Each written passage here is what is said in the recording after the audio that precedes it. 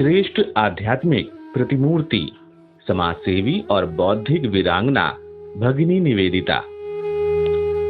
मानव मात्र के प्रति भगवान बुद्ध के करुणा के मार्ग पर चलने की दीक्षा 25 मार्च 1898 को स्वामी विवेकानंद ने आयरलैंड में जन्मी और लंदन के चर्च बोर्डिंग स्कूल में पढ़ी। जिस मार्गरेट एलिजाबेथ नोबेल को दी थी, उसने गुरु द्वारा दिए नाम भगिनी निवेदिता को सार्थक व साकार किया। दीक्षा देते हुए स्वामी जी ने निवेदिता को कहा, जाओ और उस महान व्यक्ति का अनुसरण करो जिन्होंने अपना जीवन लोक कल्याण के लिए समर्पित किया और फिर बुद्धत्व प्राप्त कर संसार में पूजनीय बन गए। स्वामी विवेकानंद के व्यक्तित्व, कर्तृत्व और आचरण से प्रभावित होकर अपना जीवन भारतीय संस्कृति, हिंदू धर्म और समाज सेवा के लिए अर्पित करने वाली मार्गरेट एलिजाबेथ नोबेल का जन्म 28 अक्टूबर 1867 को आयरलैंड में हुआ था। 10 वर्ष की आयु में ही पिता सैमुअल का देहांत हुआ तो मां मैरी नोबेल और नानी ने प्रतिभाशाली मार्गरेट की शिक्षा दीक्षा पर जोर रखा और 17 वर्ष की आयु में ही इस होनहार युवती ने हैलीफैक्स कॉलेज से शिक्षा पूर्ण करने के बाद अध्यापन कार्य प्रारंभ किया। भगिनी निवेदिता के जीवन में हम लोगों के लिए एक और विशिष्ट बात आती है। वो जन्मतः यूरोप की थी, मिस मार्गरेट नोबल थी, परंतु उसने अपने मानस को संपूर्ण बदलते हुए भारत के साथ अपने आप को एकाकार किया और केवल उन्होंने किया और उन्होंने कहा ऐसा नहीं। उन्होंने अपने संकल्प को एक वाक्य में बताया, एक प्रश्न के उत्तर में, my life is given to India, in it I live और डाई। और उनके समाधि के पश्चात वहां पर जो लिखा है वो हम पढ़ते हैं तो सारे भारतवासियों ने उनके इस प्रयास का जो मूल्यांकन किया है वो मिलता है। वहां पर लिखा गया है, here repossess sister Nivedita who gave India her all. जो उन्होंने कहा वैसा उन्होंने किया, भारत के साथ संपूर्ण तन्मयता प्राप्त की, इसकी साक्षी भारत की जनता है। ईसाई मत के परिवेश में रहते हुए भी उन्हें भारतीय सनातन धर्म, संस्कृति और वैदिक मार्ग प्रेरित करता था। उनके मन में धर्म के बारे में जानने की बहुत जिज्ञासा थी। भारत को खोजने और जानने की जिज्ञासा ने मार्गरेट के जीवन में निर्णायक मोड़ 1895 में तब साकार हुआ जब लंदन में उनकी स्वामी विवेकानंद से प्रथम भेंट हुई। स्वामी जी के उदात्त दृष्टिकोण, उदार विचार और अनुकरणीय आचरण ने इस साधिका के मन में भारत को कर्म भूमि बनाने का भाव पक्का कर दिया। दीक्षा गुरु स्वामी विवेकानंद जी के सानिध्य में भगिनी निवेदिता ने भारतीय संस्कृति, परंपरा, हिंदू धर्म रूपी जीवन पद्धति व भाषा इत्यादि का गहन अध्ययन और मनन किया।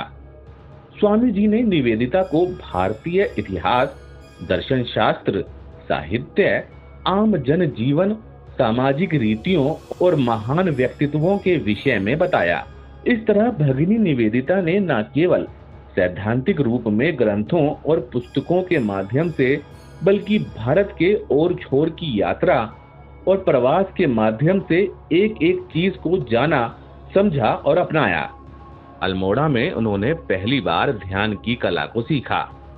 इसके साथ ही समय समय पर स्वामी विवेकानंद, जोसेफिन मैक्लोइड और सारा बुल के साथ भगिनी निवेदिता ने कश्मीर समेत भारत के कई हिस्सों का भ्रमण किया और एकदम निकट से यहाँ के लोगों, इतिहास और संस्कृति को समझा।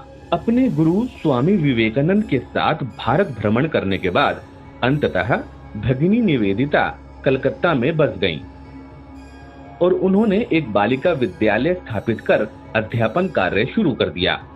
किशोरावस्था में ही शिक्षिका, लेखिका और पत्रकार की पदवी अर्जित करने वाली भगिनी निवेदिता ने भारत में अपनी इन सभी भूमिकाओं को बखूबी निभाते हुए स्वामी विवेकानंद की शिक्षा, रामकृष्ण मिशन के उद्देश्यों, भारत की स्वाधीनता और स्वदेशी आंदोलन को प्रभावी स्वर दिया। भारतीय संस्कृति और धर्म के प्रचार प्रसार और इनके विरुद्ध दुष्प्रचार का मुकाबला करने के साथ प्लेग महामारी में बीमारों की सेवा में अपनी सुध बुध खोने वाली निवेदिता भारत का गौरव सिद्ध हुई। विदेश में जन्म कर वहां के संस्कार पाए हुए एक व्यक्ति ने अपने भक्ति बल पर ये किया है, तो क्या हम करोड़ों भारतवासी आज के तारीख में स्वतंत्र देश में अपनी भक्ति इतनी नहीं बढ़ा सकते कि हम में से प्रत्येक का जीवन भारत के साथ तन्मय हो जाए? ये हमारा कर्तव्य बनता है। उस कर्तव्य के आदर्श के रूप में भगिनी निवेदिता हमारे सामने है।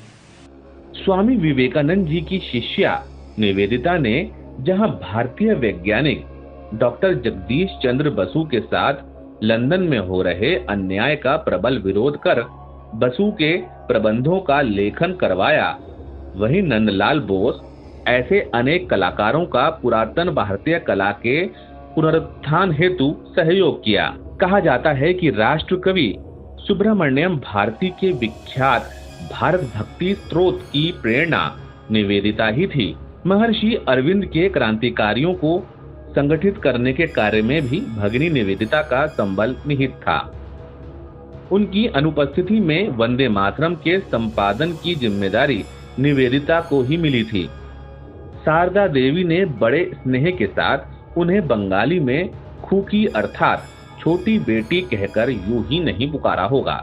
शिक्षा दान के साथ समाज सेवा का पुण्य कार्य, भारत की स्वतंत्रता की चिंता के साथ ही भगिनी निवेदिता ने प्राचीन हिंदू आदर्शों को शिक्षित लोगों तक पहुंचाने के लिए अंग्रेजी भाषा में पुस्तकें लिखी और घूम घूम कर अपने व्याख्यानों के द्वारा हिंदू धर्म और वैदिक वाङ्मय का प्रचार प्रसार कर अपने गुरु स्वामी विवेकानंद जी की आशा और अपेक्षाओं पर खरा उतरने का कार्य किया।